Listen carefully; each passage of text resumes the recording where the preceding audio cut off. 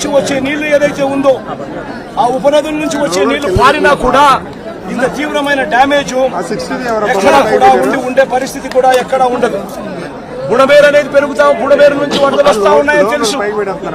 బుడమేరు నుంచి వస్తా ఉన్న వరదలను కూడా ఇక్కడనే పంపించే కార్యక్రమం చేశారు. శనివారం రాత్రి ఒక అలర్ట్ లేకుండా, ఒక సిగ్నల్ లేకుండా నీళ్లు బుడమేరు నుంచి గేట్లు ఎత్తేశారు. ఎంత దారుణమైన పరిస్థితి అనంటే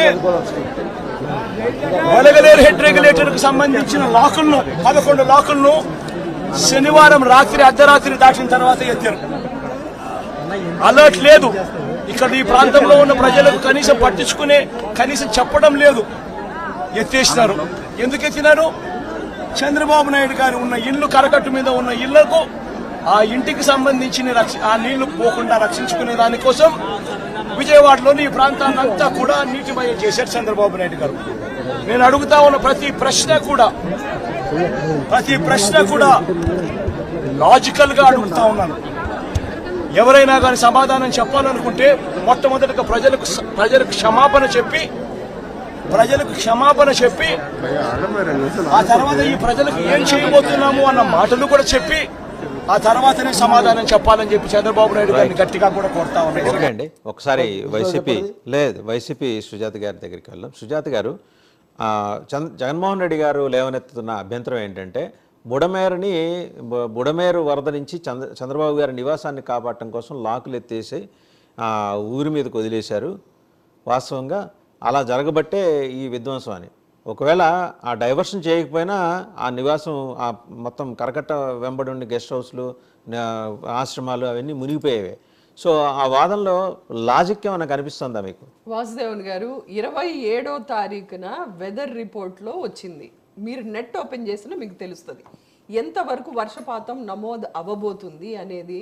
27వ తారీఖు నుంచి అలర్ట్ చేస్తుంది. అటు నేషనల్ మీడియాస్ కానీ ఇటు సో మీరే ఒప్పుకున్నారుగా, it's not man made flood అని మీరే ఒప్పుకున్నారుగా. It is man made flood అంటారు ఆయన జగన్మోహన్ రెడ్డి గారు. ఎట్లా అవుతుంది? ముఖ్యమంత్రి హోదాలో ఉన్నప్పుడు మీకు వెదర్ రిపోర్ట్ వస్తున్నప్పుడు మీరు ప్రజల్ని అలర్ట్ చేసేది లేదా? మీరు ప్రజల్ని అలర్ట్ చేసేది చేయబట్టే కదండి ఆయన. ఇంటిగ్రిటీ ఆఫ్ చీఫ్ మినిస్టర్ అండి కాదు. ముఖ్యమంత్రి గారు అలర్ట్ చేయలేదు, ప్రభుత్వం అలర్ట్ చేయలేదు. మీరు ఒక్క నిమిషం అండి. చంద్రబాబు నాయుడు మీద ఓవర్ఫ్లో అయిపోయి పడ్డట్టుంది మ్యాన్మేడ్ ఫ్లడ్ ఇది. ఒకటి వాసుదేవన్ గారు, ముందే ప్రజల్ని అలర్ట్ చేసి ఖచ్చితంగా అక్కడి నుంచి తరలించవలసిన పరిస్థితి చేయలేదు. 2,75,000 మందిని పునరావాసం కల్పించడం అనేది ఓవర్ నైట్ జరగదండి. మీకు తెలుసు ఫిజికల్గా 2,75,000 మంది, 26 కాలనీలు. వాళ్ళు ఫేజ్డ్ మేనర్లో చేసుకుంటున్నారు. మీరు అంటారా అలసత్వం ఉంది అంటారా? అదాన్ని ఒప్పుకుంటా, కానీ అసలు చేయట్లేదనే మాట మీరు అనకూడదు అంటున్నా. ఒకటండి, పని చేయడం అంటే చంద్రబాబు నాయుడు గారు బురద నీటిలో దిగి తీయటం కాదు. ఐఏఎస్లు ఉండాలి, మినిస్టర్లు ఉండాలి, ఎమ్మెల్యేలు ఉండాలి. అక్కడ ఉన్నటువంటి ఎమ్మెల్యే ఇంతవరకు అసలు కనిపించలేదు. నిన్న జరిగినటువంటి ఆడపిల్లల విషయంలో కూడా అక్కడ ఎమ్మెల్యే కనిపించరు, ఎవరు కనిపించరు. ఈరోజు లోకేష్ గారు ప్రెస్ మీట్ పెట్టి అక్కడ ఏమీ జరగలేదని చెప్పారు. కానీ ఈరోజు ఏమొచ్చింది? నేషనల్ హ్యూమన్ రిసోర్స్ కమిషన్ ఏదైతే ఉందో సుమోటోగా కేసును టేకప్ చేసింది. నిజాలు తేల్చకుండా అక్కడ ఏం జరగలేదని ఎలా చెప్తారని. మీకు పరిపాలన చేయడం చేత కావట్లేదా? లేకపోతే ప్రజల కళ్ళ గంతలు కట్టి ఉన్నామని చూస్తున్నారా? ఒకసారి కమిషన్ ఎందుకు తీసుకుంది? సుజాత గారు మాట్లాడతారు. జనసేన కేసు తీసుకుంది. ఈ రోజు లోకేష్ ఏమీ జరగలేదని చెప్తున్నాడు. మీరు టాపిక్ డైవర్ట్ చేస్తున్నారు. దాని మీద కూడా మాట్లాడదాం. వరద మీద జనసేన నాయకురాలు సుజాత గారు మాట్లాడతారు. ఈ రోజు అన్ని కూడా తప్పులు చేసి లెటర్ స్పీక్ అండి. వైసీపీ ఆవిడ మాట్లాడండి. కూడా వైసీపీ వాళ్ళు, టీడీపీ వాళ్ళు అని పార్షియాలిటీ చూపించి ఈ రోజు ఓకే, మళ్ళీ మీ టర్న్ వచ్చినప్పుడు మాట్లాడదురు. ఆవిడ మాట్లాడండి.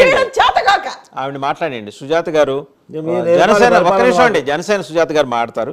జనసేన సుజాత గారు చూశారు కదా, అంటే రెండు విభిన్నమైన వాదనలండి ఇక్కడ.